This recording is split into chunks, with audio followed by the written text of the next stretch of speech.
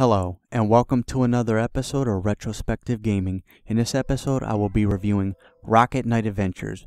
Before we move on with the review, I want to thank two people for bringing this game to my attention. Metalstar38 and Marty the Fallout Guy. Thanks again. Now let's move on with the review.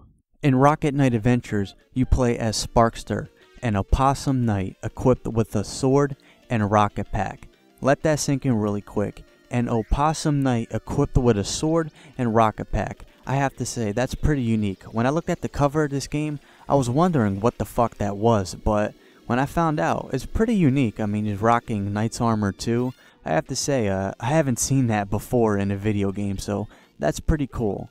Sparkster is on a mission to save Princess Sherry from Axelgear, a corrupt rocket knight who kidnapped her, trying to find the key to the seal. And you'll be going on quite an adventure to confront your rival and save the princess.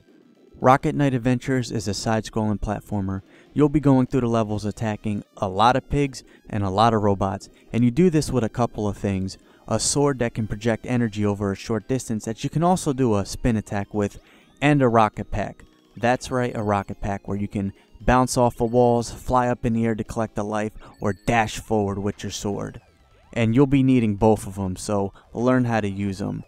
Usually in a game like this, I would be expecting more weapons to choose from, and it's sort of a negative for me when there's not a lot of variety when it comes to weapons, but in Rocket Knight I can give it a pass because there is a good amount of variety in this game.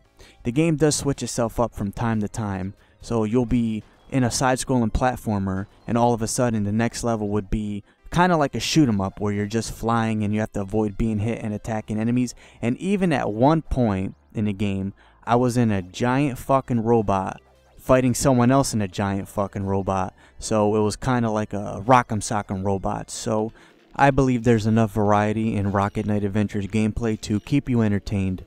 I was surprised by the difficulty in Rocket Knight Adventures.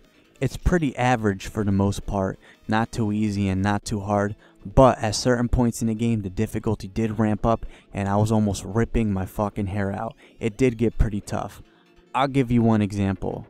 I'm fighting this boss and the platforms are moving really fast and I have to jump from platform to platform really fast. If I don't time my jump right, I either go right into the fucking enemy and die, or I go right into the fucking lava and die. And it was moving pretty fast and I kept on timing my fucking jumps wrong. I don't know why, but it was just really pissing me off. Another part that was pretty fucking difficult for me is when I was flying in this one level and I just felt like there were so many things coming at me. It was just ridiculous. But other than that, it's pretty average. So it's not one of those games where it has a crushing difficulty beginning to end, but I will tell you in my experience that the difficulty definitely spikes up at certain points, so learn how to use that rocket pack. It'll help you out. The most impressive things about Rocket Knight Adventures is its level design, creativity, and soundtrack. Each stage is something different, whether you're in a mine, a cave, a castle, or in space.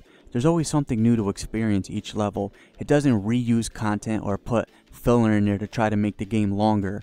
There's always something new each level. And I have to say, the levels are pretty detailed for a game that came out in 1993. I didn't notice it until the levels where I was just flying, but check out the backgrounds. There's a lot of detail that got put into these levels, and I definitely noticed it the levels where I was flying. So that's pretty awesome.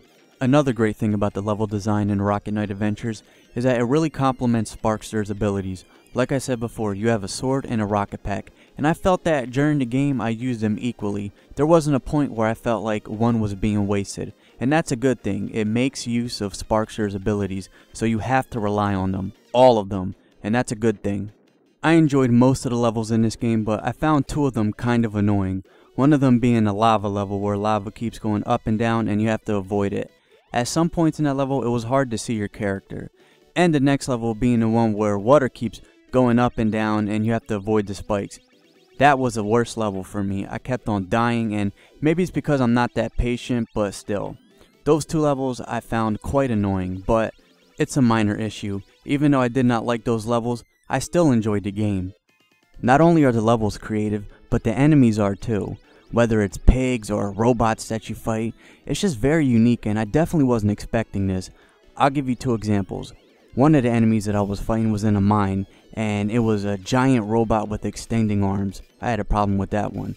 Another one was this spaceship that I was fighting in space, of course, and every time you kind of like did damage to it, it went into like this colorful fucking thing and disappeared and teleported. It was pretty unique and pretty strange, but in a good way. So I'm very happy with the level design and enemy design that they had in Rocket Knight Adventures. Now, one thing that I have to mention about Rocket Knight Adventures is that it has a great soundtrack. The song that plays when you first start up the game, the first level, that song got stuck in my head. A lot of songs in the game got stuck in my head. The soundtrack is fucking awesome, and you should definitely check it out. Even if you don't play the game, check the soundtrack out. This is one of the reasons why I love old school video game music. I love the music and I love the soundtracks because it just gets stuck in your head and it's easy to remember and it's just very fucking awesome to hear. And Rocket Knight Adventures has a great soundtrack. I recommend checking out the Stage 6 song because I really like that one. So you should definitely check it out. So, what are my final thoughts on Rocket Knight Adventures? This game is really fun. It's very colorful and unique, and I really think Sparkster is a cool character. The bosses, enemies, definitely check this game out. It's a lot of fun, and I didn't know anything about this game until I think a month ago.